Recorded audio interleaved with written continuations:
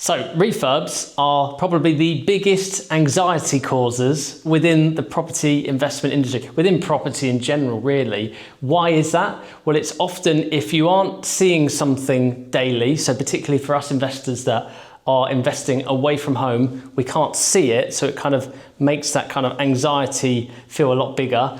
But also B, because we're working often with a tradesperson that we might not know that well. We might not have years of experience with them. We might not have a personal recommendation to use them. So there's a lot of anxiety around the fact that we don't know if they're going to do a good job, whether they're going to cut corners, whether they're going to rip us off, whether they're going to even turn up sometimes. But I'm here to tell you, it doesn't have to be that way. We've completed hundreds of refurbs, either on our own properties or with clients' properties. And if you work with the right tradespeople, the right build teams, it can actually make this very stress-free. But the key word is finding the right builder.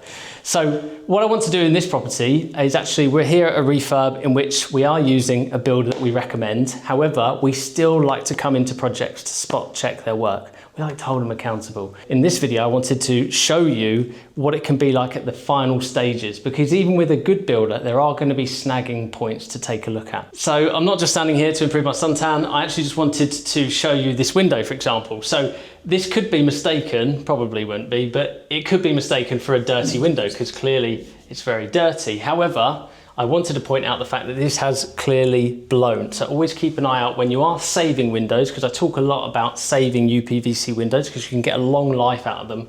Make sure they are not blown. And you can clearly see this is blown, although it is dirty as well, because you've got condensation between the panes of glass. So that's a big one. That needs replacing to start with. One of the things I wanted to point out to you is at the back here. Okay, this is actually a brand new window, so I'm not talking about the windows here. What I am talking about is this here. Okay, you can see the paint's flaking off around it. Now, this is a form of damp. This is where water is penetrating into the property. And if you leave that for a long time, it's going to blow the plaster. But for now, the plaster is kind of absorbing that water and then it's coming through to the paint, and that's why the paint is bubbling up. Now, what I don't know from just standing here is exactly what's causing it. Okay, I could panic and I go, oh my God, it's got damp, but there is always a solution. There is always a reason that water is coming in.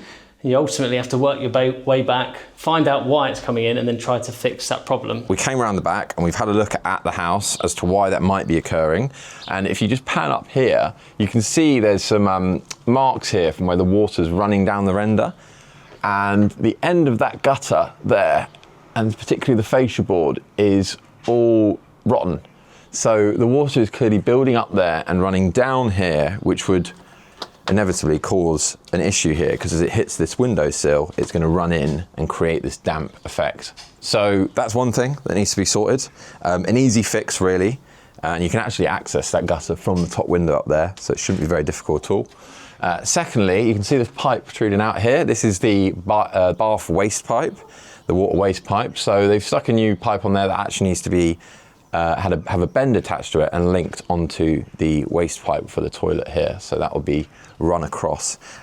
Those two things, again, pretty easy, will be sorted. And actually, I've just noticed as well, we've got our sink waste here, which also needs to be attached to this hole here. So a few plumbing things to sort out, and then also that gutter to sort out, and should be good to go. Generally speaking, the condition's very good and almost ready to go. There's just a few things I'm going to point out as we quickly go between the rooms. The first thing to note is this windowsill needs replacing. You can see obviously the window's been done, but the windowsill, that is no good. We need to replace that for sure. Okay, that's the only thing really I want to talk about in this room. In this room behind me here, first things first, very similar to downstairs. It's probably going to be very bright on the camera.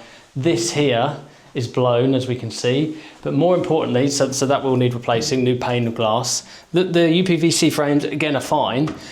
Handles I would always check just to make sure they're fully functional, and ideally we've got obviously the keys for them.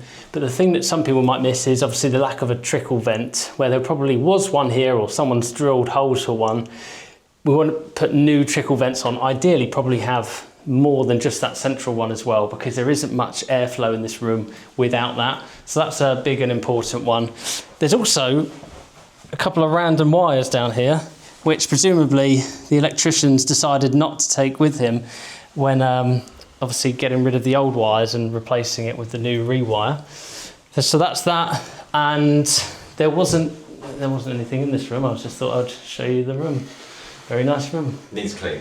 Needs a clean. That's a very good point. Yeah, completion clean is probably one of the biggest value adds right at the end, isn't it? Because these houses are full of thick dust from obviously the months of work that's been going on. So having a nice completion clean at the end just before the valuation is a top tip for definite. So off the back of this video and everything we've just shown you, we wanted to give you 3 top tips for managing your refurb, or specifically managing the end part of that refurb as well. First of all is, I always want to stress the importance of doing split payments with a builder. Okay, now it has to work for both parties. You can't be holding money back when they're spending money on materials, or they're putting their team on your jobs for week on end without payment. Okay, has to work on both sides. But equally, don't pay too much up front, or don't pay up front for work that hasn't happened. I hear it time and time again when someone reaches out to me on Instagram and they said that we've bought a project, I've lined up a builder,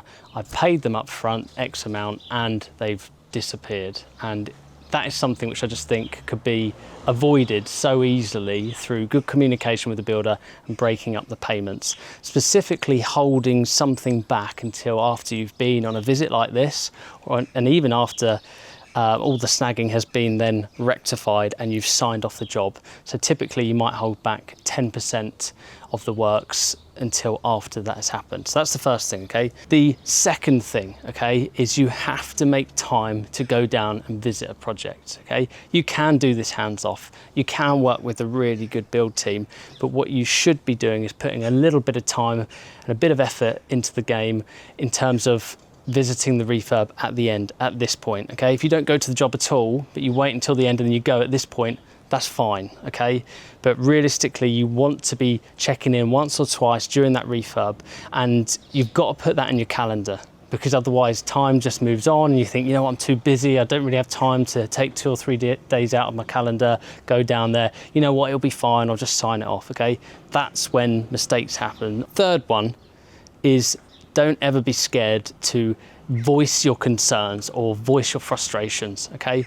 Trust me, I've been there. I've done plenty of refurbs, and at the beginning I'd be walking around going, I'm not quite happy with that, but I don't think I can say anything to the builder because he's a lot taller than me, and he's weighs a lot more than me, and he probably could punch a lot harder than me. So I probably shouldn't say anything. I should probably just nod along and be happy, okay? You can't do that.